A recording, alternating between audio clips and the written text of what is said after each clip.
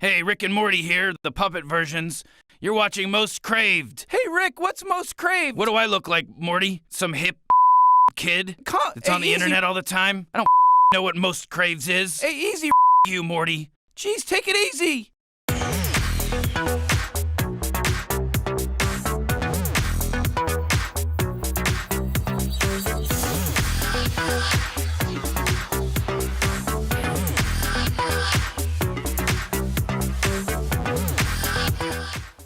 Welcome to Most Craved, the Christmas edition. I'm Jenna Busch with Legion of Leia. I'm Silas Lesnick with ComingSoon.net. And I'm William Bibbiani with CraveOnline. Hey, hey, hey, hey, hey, hey, hey, hey, hey, hey, hey. And this week on Most Craved, we're looking at our favorite movies and TV series of 2014, shows that we really want you to see if you missed them over the course of the year, or just ones we want to talk about. So Silas, I'll take us take away. things off. You saw the introduction. One of my favorite things this year has been Rick and Morty, the new cartoon on Adult Swim. It's really, really funny. It's since come out on Blu-ray, and I've seen it over and over and over. The commentaries are great. It's like $20. I'm giving it to multiple people for Christmas. I can do nothing but gush about it. Have you guys seen it? I've seen it. It's great. I just saw the first. Oh my God, it's awesome. It's awesome. It's like an evil Mr. Wizard. It's so great. That's a good way to put it. So smart. It's like these weird ideas that like I feel like I had growing up about like I think my favorite genre of fiction is probably like the weird science subgenre, and to see that in a series where every week it's just another great science fiction idea, usually mixed with another great science fiction idea in a B plot, and there are episodes of the show that I think are as good as any show I've ever seen. Damn right, 100% agree. Guys, see the show. Totally. Basically, is the gist of it. My TV pick would be Game of Thrones. I know most of you have seen it. If you haven't, just seriously turn on HBO already. It's this season was particularly cool for me though because I'm a huge fan of the books. I started reading those when they came out because I am that old. It was nice to watch it this year because I didn't know what was happening, and I turned to the person watching with me and I'm like, "Is this what it's like for you?" And then I realized how obnoxious that sounded. But I actually really liked what they did. I liked the plot changes they made, except for the rape not rape scene, which I still have issues with. They didn't handle that. They did not well. handle that. I don't think that inherently had to be a problem, but they filmed it in a way that sucked. Yeah, and then they handled talking about it in a bad way too. Well, because they didn't. Right, exactly. I think it was the Viper in the Mountain, or the Mountain and the Viper. That had one of the biggest holy shit moments I've ever seen on TV. Oh yeah, totally. I was going, yes, yes, yes. What the fuck? Oh God. This was the first season where I was fully involved. I didn't have I have a problem with the names in Game of Thrones. I think that's past. It's a lot to keep track of. It is. It's a lot to keep track of. I have a chart. But yeah, I'm very into it now. I feel like the first 3 seasons, it was like every time a season would premiere, I'd rewatch the other seasons and be like, I like this. But now I'm fully into it. So great pick. Yeah, no, I'm really obsessed. And they just released a teaser that focuses on Arya for season 5. That is not a spoiler. That's the only thing I'm saying about it. But it looks really cool. And for those of you who've read the book, you know what they're doing. You totally know what they're doing. Oh my God. Oh snap! I'm fine. I'm fine. I swear. It's okay. My TV recommendation. There's a lot of TV I like this year: Hannibal, Arrow, Peaky Blinders, Game of Thrones. But the one I think more people need to watch is Showtime's The Affair. Have you guys seen this show? I have not watched it either. yet. It's amazing. It's Dominic West from The Wire and Ruth Wilson from Luther. And on the surface, it looks like here's a story of a married man and a married woman who have an affair. Oh boy. But what's amazing about it is it's told from 2 different perspectives. Every episode is divided up into his interpretation of the events that occurred that week and her interpretation of them. And there are many subtle differences. Many of them is just like he doesn't remember what she wore, so she's wearing a different outfit in her memories. And then there are differences that are so hugely glaring and insane, you're just trying to figure out who is telling the truth. Is there the truth? There's a crime at the center of it. Who is responsible? Who's lying? Who's keeping something? It's fascinating, and it's the kind of show you can't watch while looking at your phone. Like, you have to pay attention to it. And it's so rewarding. I cannot gush enough about it. I think the show's amazing. I'll check it out. I think you should. On the big screen, it's been an amazing year for movies. So good. And there are some very, very close seconds, but I really think my favorite is Dawn of the Planet of the Apes. Oh, so good. It was all right. It's just like... it was fun. I didn't think What it do was you have great. against Why monkeys? is it great? I'm just going to focus on positive. because I think it's the ultimate achievement of what a film can accomplish. It's super Apes on engaging. horseback. Yes, Well, I mean, that like, is the best like, thing ever. It's shockingly good effects. It's It is good amazing acting. It's a story that is about the human condition and is effectively And the like ape condition. well, yes, Because like we're really the same.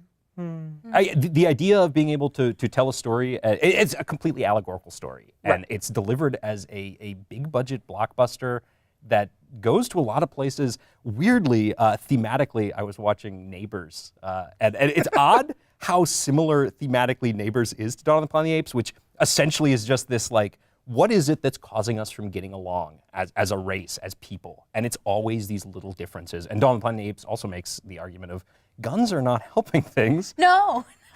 No, and my only issue, and I love the movie so much, it's definitely like my top 3, but there weren't a lot of ladies in the film. You know, and I'm assuming like half the population is, or 51% of the population is still ladies. How many ladies were in that movie? There was One. two. Well, there was Caesar's wife, and she gets almost no screen time. She gets to be a birth mare, and that's great. And then there's Felicity, who is good but doesn't get to do much. Maurice is played by a woman, and it's one Yes, of the. Maurice is my favorite. I love Maurice. I actually just interviewed Andy Serkis and Matt Reeves and Toby Kebbell about all this because I really think that this is a film that even if it doesn't win, we should be starting to pay more attention to performance capture Oscars. Oh, Simply absolutely. because you have a situation where all of a sudden race, gender, age, these things do not matter on the big screen. And that's a very powerful accomplishment. Yeah, and it's been a huge thing in video games as well. So, and all these people who do motion capture for video games are crossing over into films, which is really cool. And I know they're doing a lot of it for Warcraft, and I'm fine. Okay, so it's funny. I was thinking about my picks this year, and I was like, wow, were there any artsy films? And sure, there were. There were indies, there were artsy things, but honestly, most of my picks were big blockbusters this year, which is something I haven't always been able to say. It has been a huge year for that. And obvious as this is, and no one will be shocked by it, Guardians of the Galaxy. I loved it so much. It had a completely different tone. It was so much fun. There were kick-ass chicks in it. And I know it may sound silly, but I'm not going to make an artsy list if really the truth is I love the superhero movies. All the superhero movies were great. They were And, fantastic. You know, on my top 10 of the year list at CraveOnline, Guardians of the Galaxy and Captain America tied, actually, because they're both just exceptional examples of what the superhero genre can do, and in very different ways. Captain America is very socially conscious. Don't you mean Black Widow? Because it was really a Black Widow movie. Yeah, sure. Just saying. But no, the Captain America film was about like really relevant issues, Yeah. and it tackled them in an entertaining and exciting way. And Guardians of the Galaxy was about just basically friendship rules. Basically, was the ultimate message. As it does. But it did it with humor and excitement and new ideas and interesting characters. And you talk about the visual effects in Dawn of the Planet of the Apes. I've been watching Guardians of the Galaxy over and over again since I got the Blu-ray. And I keep forgetting Bradley Cooper and Vin Diesel are in it. That is Rocket Raccoon and Groot. I That's watched great. That's great. That's great visual effects and storytelling. I watched the movie 3 times over the weekend, and listening to the commentary as well with James Gunn. Great commentary. And one of the coolest things to me that I didn't even think of is just the placement of the Marvel logo. It doesn't happen Right. at the beginning of the film in all the other films. It happens right after that sort of emotional beginning. And the idea of Peter Quill escaping into fiction and escaping into the Marvel universe essentially in space is a wonderful thing because that's what fiction is. I mean, that's the power of storytelling and loving all these things. Well, I'll be snooty. My favorite film of the year, and it has actually been since January, there's been nothing that's toppled it, is Whiplash.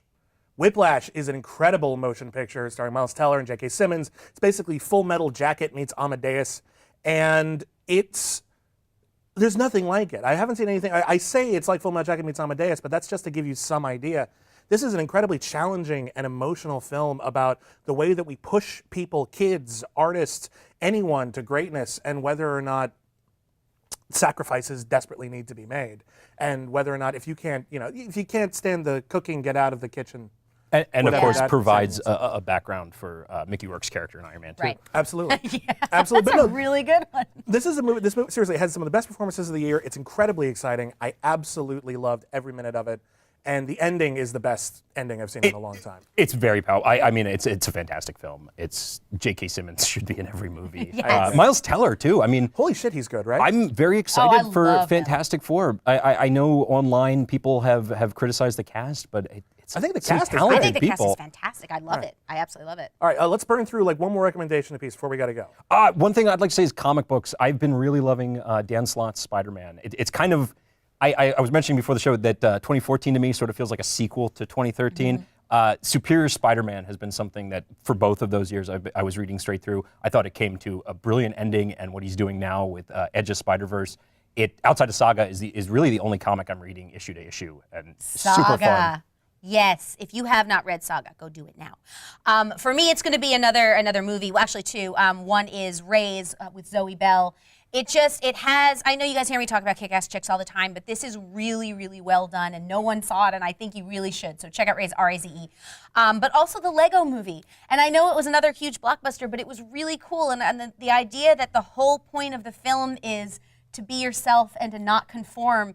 And the ending of it, I was just like, what? And kind of the reminder too that, like, you know what, Warner Brothers may technically own Batman and all these properties, but they belong to us. Yeah. They're part of our world and our imaginations. Absolutely. Right, as long as you buy their merchandise. I will buy all of it. My one more recommendation I want to throw out there, the most entertaining film I saw this year, even more than Guardians of the Galaxy, was a film called The Guest. This is an incredibly entertaining, unusual, inventive thriller starring Dan Stevens as a soldier who comes home and wrecks like this small town, and you have seen nothing like it. You've seen nothing like it. I could not recommend this movie enough. See it, see it, see it. We'll be back on Most Craved. Follow us on Twitter.